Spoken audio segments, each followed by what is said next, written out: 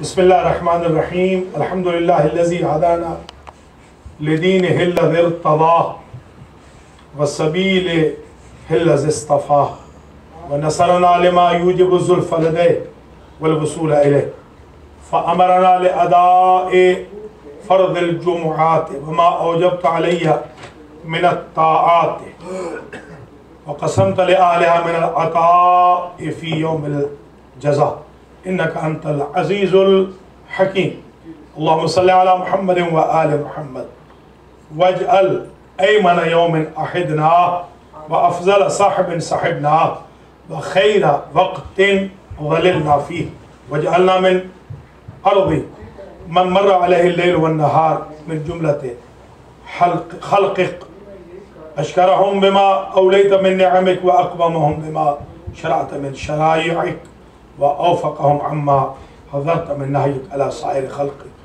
في يوم هذا وساعتي هذا ومستقر هذا إني أشهد أنك أنت الله لا إله إلا أنت قائم بالقسط عدل في الحكم رؤوف بالعباد وأن محمدا عبدك ورسولك وخيرتك من خلقك حملته رسالتك فأداها وأمرته لصلاة الجمعة لأمته فنسألها اللهم صل على محمد وآله أكثر ما صليت على أحد من خلقك وأجزي عنا أفضل وأكرم ما جزيت أحدا من أنبيائك عن أمته إنك أنت العزيز الحكيم أما بعد فقد قال الله سبحانه وتعالى ولله على الناس حج البيت من استطاع إليه سبيلا مومنین اکرام، آج کا خطبہ جمعہ بعنوان ثواب الحج ہو رہا ہے، کیونکہ حج کا ذرا پہلے بیان کرنا چاہیے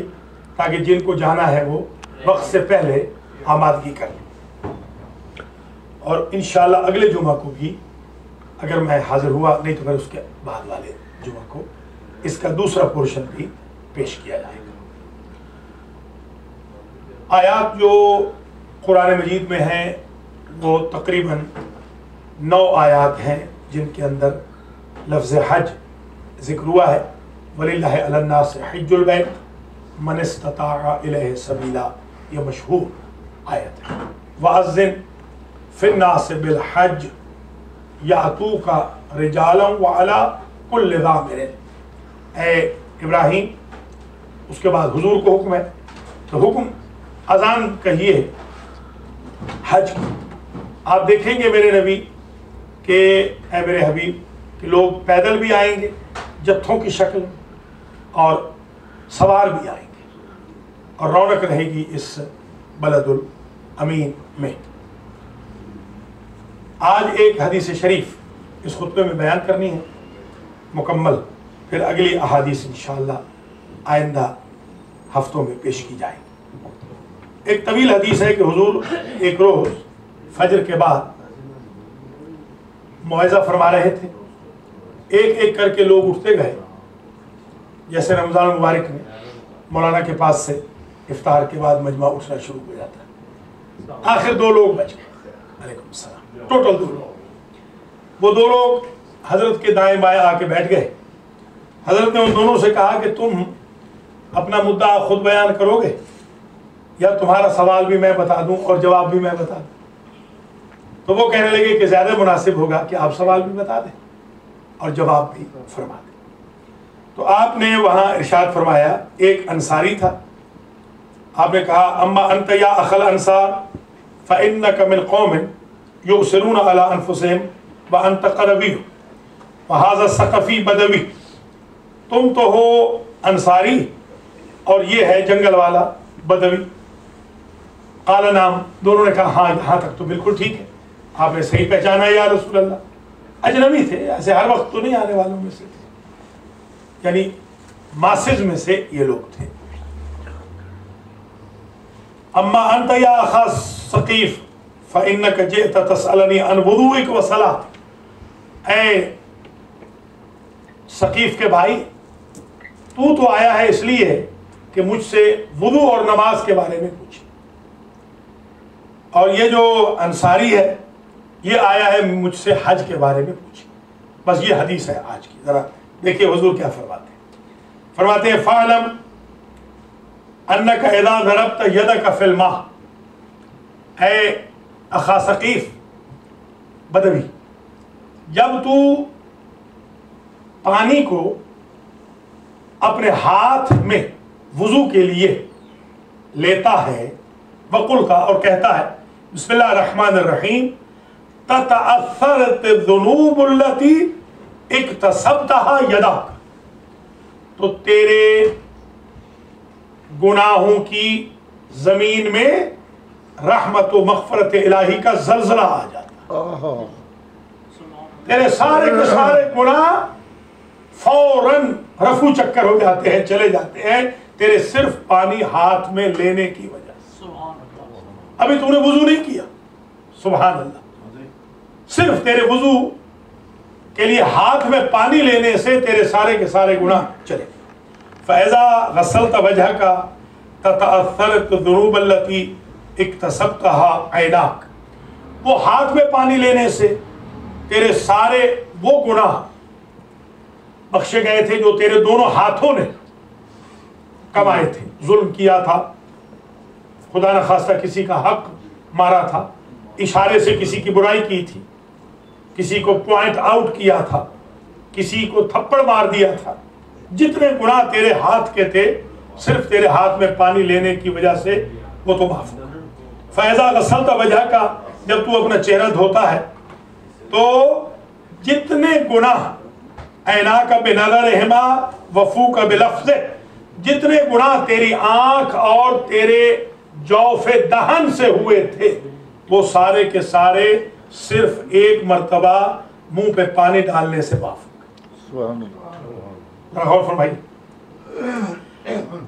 فَإِذَا غَسَّلْتَ ذِرَاعَيْكَ تَتَأَثَّرَتِ الذُّنُوبُ عَنْ يَمِينِكَ وَشِمَالِكَ، جب تو نے دونوں ہاتھوں کو کوہنیوں تک دھو لیا تو تیرے ان بازوؤں سے بلکہ تیرے جوانب میں سے رائٹ سائڈ اور لیفٹ سائڈ سے جو بھی گناہ ہوئے تھے صرف ان کے دھونے کے بعد وہ سارے کے سارے ختم۔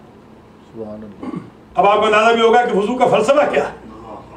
وضو کا فلسفہ یہ ہے کہ اللہ گناہگار کو تو دعوت دے ہی نہیں سکتا اپنے مصلے کے اوپر، اللہ نے تو بے گناہ کو بلانا ہے تو وضو کے ذریعے پہلے بے گناہ بنا دیتا ہے، بعد میں تکبیرۃ الاحرام۔ یہ صرف وضو۔ فَإِذَا مَسَحْتَ رَأْسَكَ وَقَدَمَيْكَ تَتَأَثَّرَتِ الذُّنُوبُ الَّتِي مَشَيْتَ إِلَيْهَا عَلَى قَدَمَيْكَ، جب تو نے سر اور پاؤں کا مسح جسے آپ کہتے ہیں کر لیا تو جتنے گناہ تیرے سر اور پاؤں کے چلنے کی وجہ سے، سر اٹھنے اور پاؤں چلنے کی وجہ سے ہوئے تھے سارے کے سارے گناہ معاف ہو گئے۔ زلزلہ آ گیا، ارتھکویک آ گیا، سر سے پاؤں تک تکبیرۃ الاحرام سے پہلے اے اخا ثقیف تو پاک طیب اور طاہر۔ اب اندازہ ہو گیا کہ وضو کا فلسفہ کیا ہے۔ فلسفہ صرف وضو، ابھی وضو ہوا ہے۔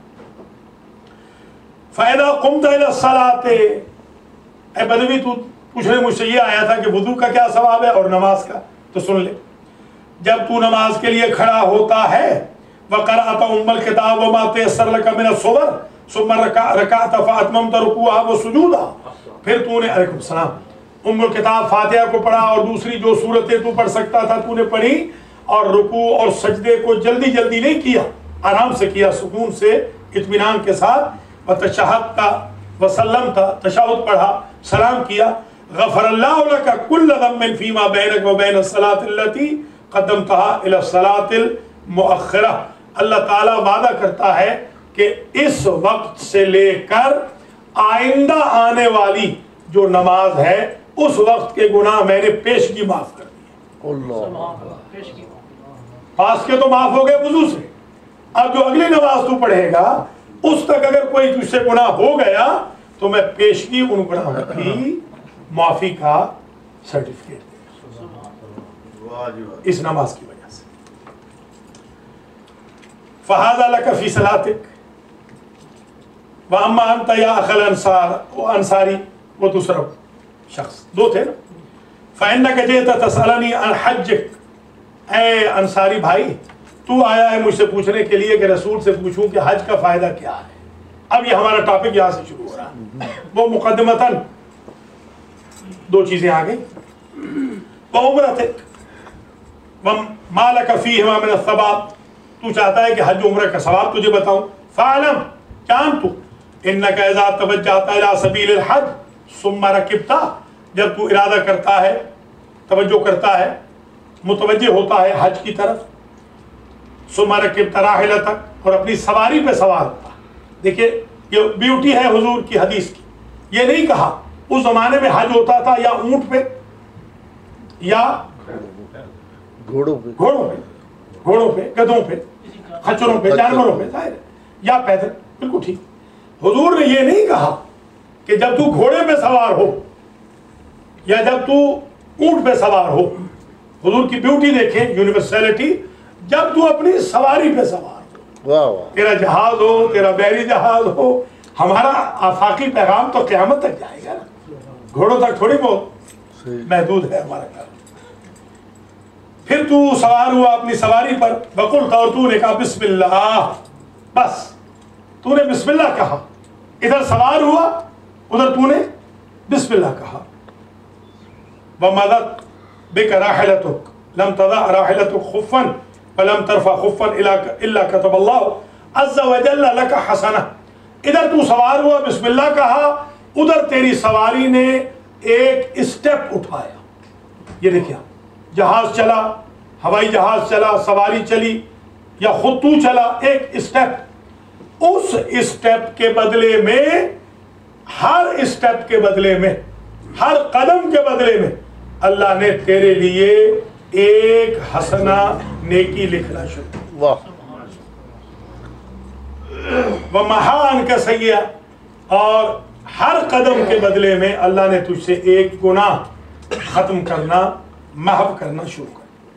فَإِذَا أَحْرَمْتَ وَلَبَّيْتَ, جب تو نے احرام پہنا اور لبیک کہا, كتب اللہ تعالی لك فی کل تلبیۃ 10 حسنات, ہر کلمہ لبیک اللہم لبیک کے عوض اللہ تیرے لیے 10 نیکیاں خود لکھنے لگ گیا.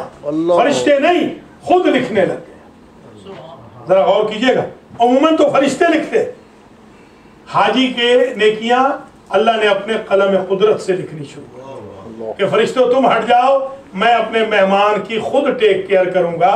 جب میزبان میں ہوں تو پھر میں اپنے نوکروں کے ذریعے نہیں, میں خود اس کی خدمت کرنے کو تیار.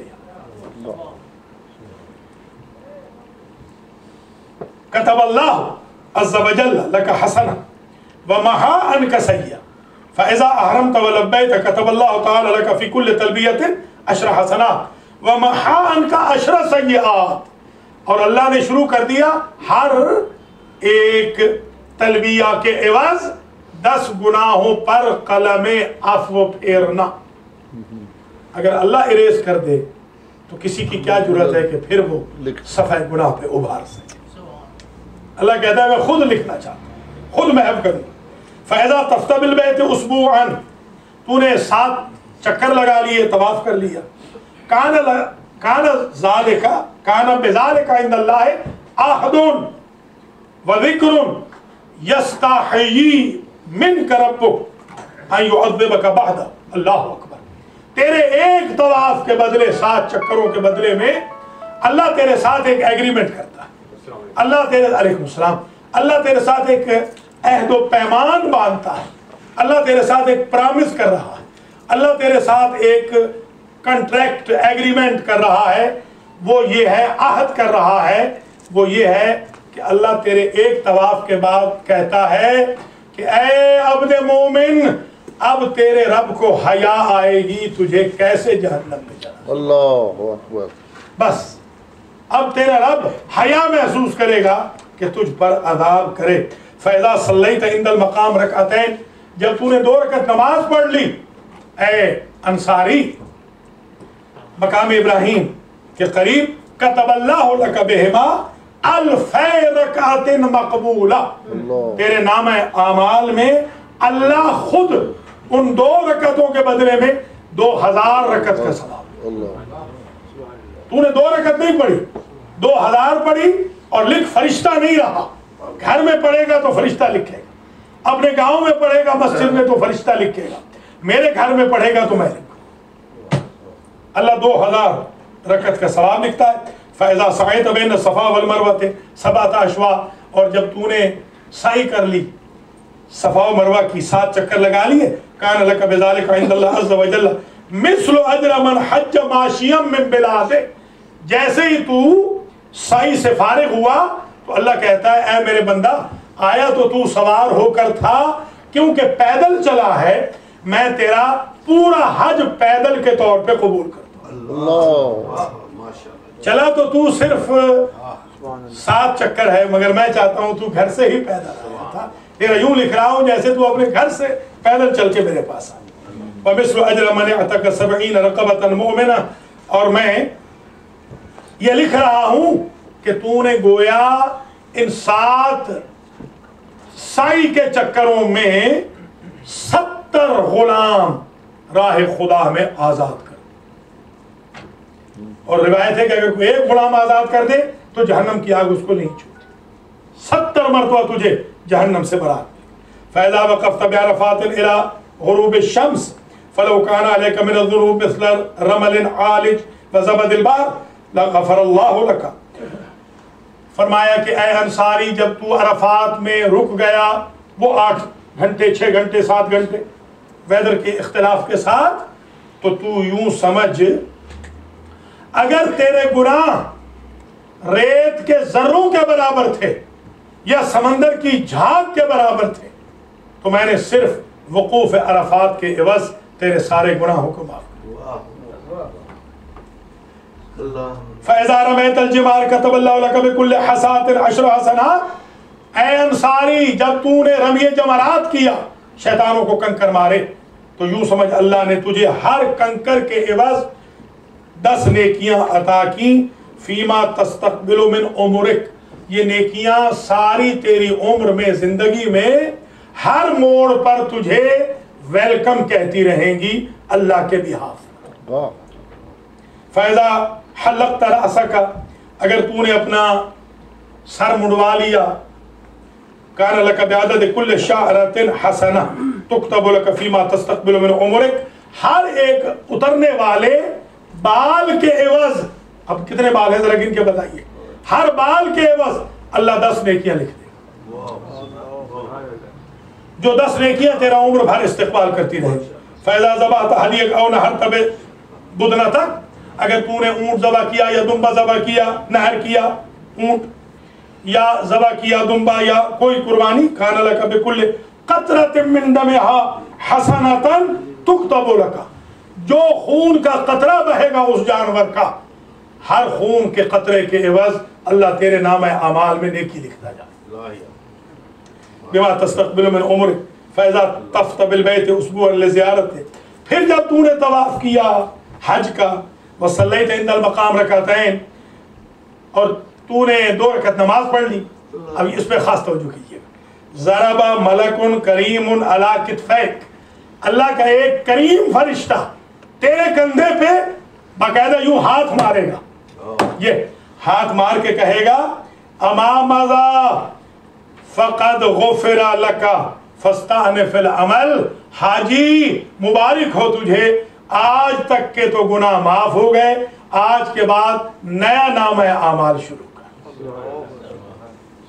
فیما بینک و بین 20 میں ایوم، باقی انشاءاللہ جو احادیث ہوں گی بشرط زندگی اگلے خطبہ ہے جمعہ میں پیش کی جائیں گی. آج تقریباً 20 منٹ تک 18 منٹ احادیث اور 2 منٹ عربی کا خطبہ، یہ پہلا خطبہ اختتام پذیر ہو رہا ہے. اللہ کریم مجھے اور آپ کو توفیق عنایت فرمائے کہ بار بار حج کر سکیں، اپنے اعزاء و اقربا کو، بوڑھے ماں باپ کو، بھائی بہنوں کو جو نہیں جا سکتے ان کو اسپانسر کر سکیں، اور حج کے خدام میں، خدام الحجاج میں شمار ہو. بسم اللہ الرحمن الرحیم. قل اعوذ برب الناس ملک الناس الہ الناس من شر الوسواس الخناس الذی یوسوس فی صدور الناس من الجنۃ والناس.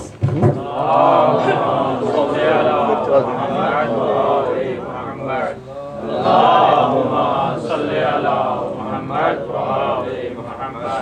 اللہم صلی علی